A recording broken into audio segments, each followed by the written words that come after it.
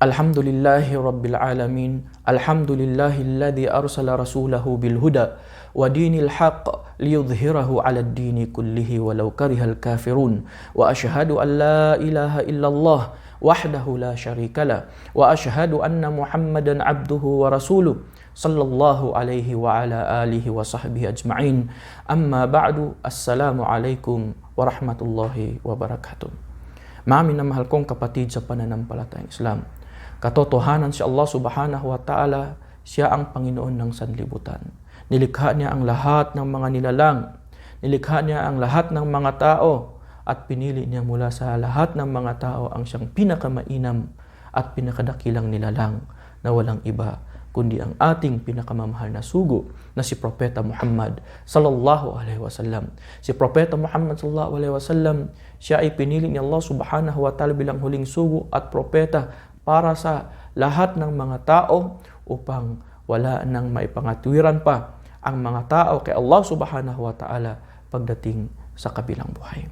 Ang ating Propeta Muhammad sallallahu alaihi wasallam, siya ay ginawang huwaran para sa lahat ng mga tao, para sa lahat ng mga taong may banal na takot at pangamba kay Allah subhanahu wa ta'ala. Sa pamamagitan ni Propeta Muhammad sallallahu alaihi wasallam ay maraming nagabayan ang mga tao mula sa kadiliman tungo sa kaliwanagan, mula sa kawalan ng paniniwala sa kaisahan ni Allah subhanahu wa ta'ala tungo sa paniniwala at pagsamba sa kaisahan ni Allah subhanahu wa ta'ala. Kaya dahil dito, mga minamahal kong kapatid sa pananampalatang Islam, narapat sa isang Muslim o obligado sa bawat Muslim na pag-aralan at alamin ang talambuhay ng Propeta Muhammad sallallahu alaihi wasallam at ang mga pag-uugali o ang mga mabubuting pag-uugali ng Propeta Muhammad sallallahu alaihi wasallam bilang pagsunod sa sinabi ni Allah subhanahu wa ta'ala, laqad kana lakum fi rasulillahi uswatun hasana. Katotohanan nasa sa inyo o kayong mga mananampalataya, nasa sa inyo sa sugo ni Allah ang mabuting halimbawa sa sinumang naghahangad, sa sinumang umaasa na makatagpo si Allah subhanahu wa ta'ala at sa huling araw, at siya ay laging gumugunita at nag-aalala kay Allah subhanahu wa ta'ala. Mga minamahal kong kapatid sa pananampalatayang Islam, ang Propeta Muhammad sallallahu alaihi wasallam, bago pa man siyang hinirang na sugo at propeta ni Allah, siya ay nakilala ng mga tao bilang as-sadiqul amin, ang taong matapat at ang taong mapagkatiwalaan. Nang siya ay naging sugo at propeta ni Allah subhanahu wa ta'ala, siya ay pinuri ni Allah subhanahu wa ta'ala, wa innaka la'ala khuluqin azim. Katotohanan, o Muhammad, tunay na ikaw ay isang taong nagtataglay ng mabuting pag-uugali. Kaya sinabi ng Propeta Muhammad sallallahu alaihi wasallam, innama bu'ithtu liutammima makarimal akhlaq aw bu'ithtu liutammima masalihal akhlaq. Tunay na ako ay sinugo ni Allah subhanahu wa ta'ala upang gawing ganap ang mga mabubuting pag-uugali. Kaya sinabi ni Anas, kana Nabi sallallahu alaihi wasallam ahsanun nasi khuluqa. Ang Propeta Muhammad sallallahu alaihi wasallam, siya na ang pinakamainam na tao na nagtataglay ng mabuting pag-uugali. At nang tinanong ang kanyang asawa na si Aisha, kaifa mada kana khuluqun Nabi sallallahu alaihi wasallam, sinabi ni Aisha, kana khuluquhu al-Quran. Ano ang pag-uugali ng Propeta Muhammad sallallahu alaihi wasallam? Sinabi ng kanyang asawa, ang kanyang pag-uugali ay ang Quran.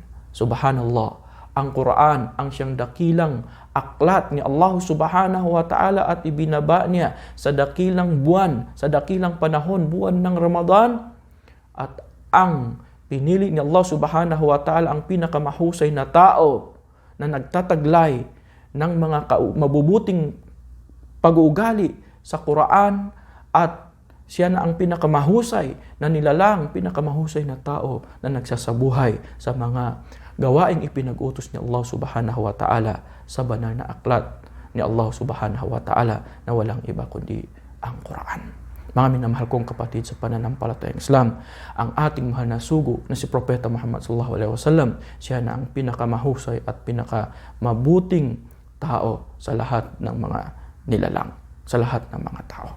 Kaya ang Propeta Muhammad sallallahu alaihi wasallam ay ginagalang niya ang mga matatanda, ginagalang niya ang mga bata, ay mabuti ang kanyang pakikitungo sa lahat ng kanyang mga kasamahan, pati ang mga taong hindi naniniwala kay Propeta Muhammad sallallahu alaihi wasallam bilang sugo ni Allah subhanahu wa ta'ala. So kaya naman sinabi ni Allah subhanahu wa ta'ala, walau kunta faddan ghalidhal qalbi lan faddu min hawlik. O Muhammad, kung ikaw ay naging marahas sa kanila at naging matigas ang iyong puso, marahil sila ay nagsilayo mula sa iyong paligid.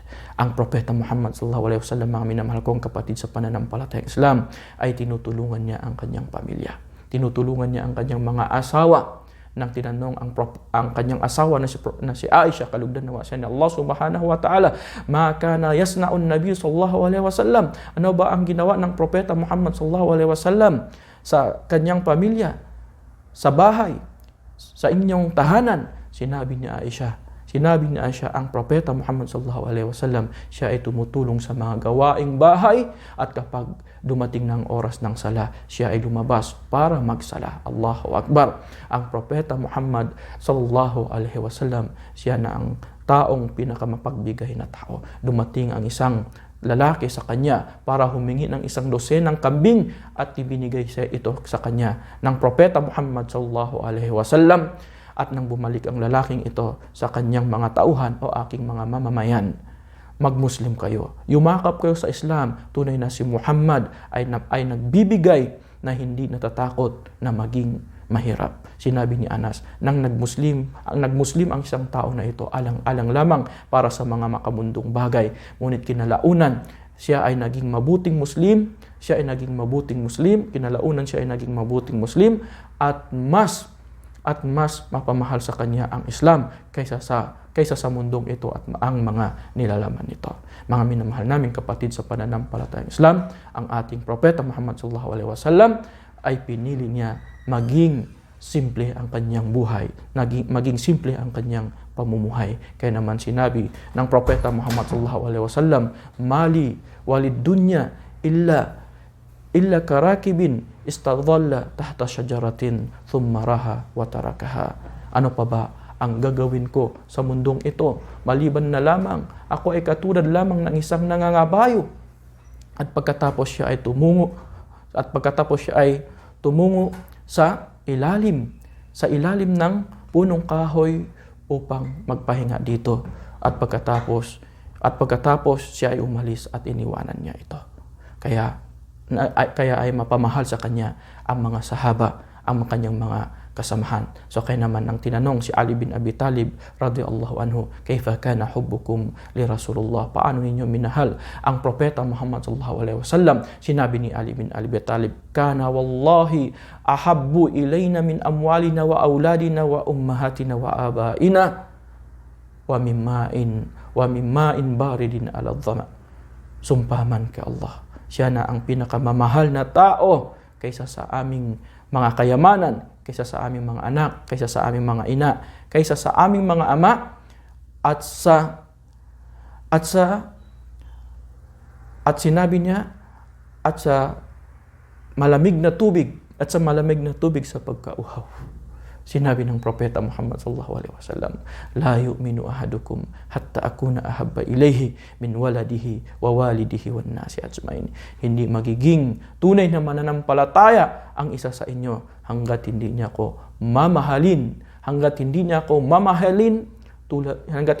mamahalin kaysa sa pagmamahal niya sa kanyang mga anak, kaysa sa pagmamahal niya sa kanyang mga magulang at sa lahat ng mga tao.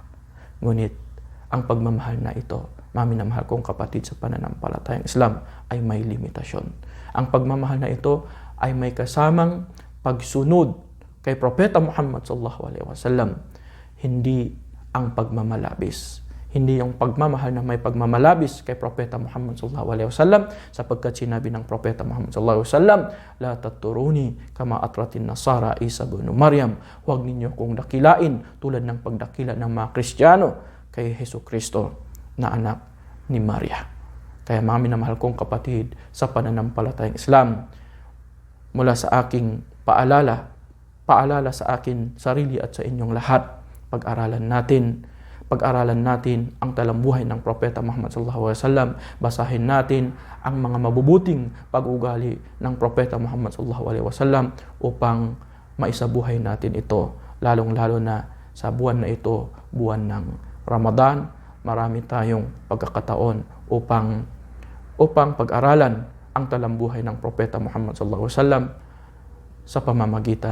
sa pamamagitan ng pagbabasa ng Quran at sa pamamagitan ng mga hadith na isinalaysay at naiulat ng mga sahaba, mga kasamahan ng Propeta Muhammad sallallahu alaihi wasallam upang makamit natin ang tagumpay sa mundong ito at lalong-lalo na pagdating sa kabilang buhay. Hanggang dito na lamang po. Subhanakallahumma wa bihamdik wa nashhadu an la ilaha illa anta wa nastaghfiruka wa natubu ilaik. Wassalamu alaikum warahmatullahi wabarakatuh.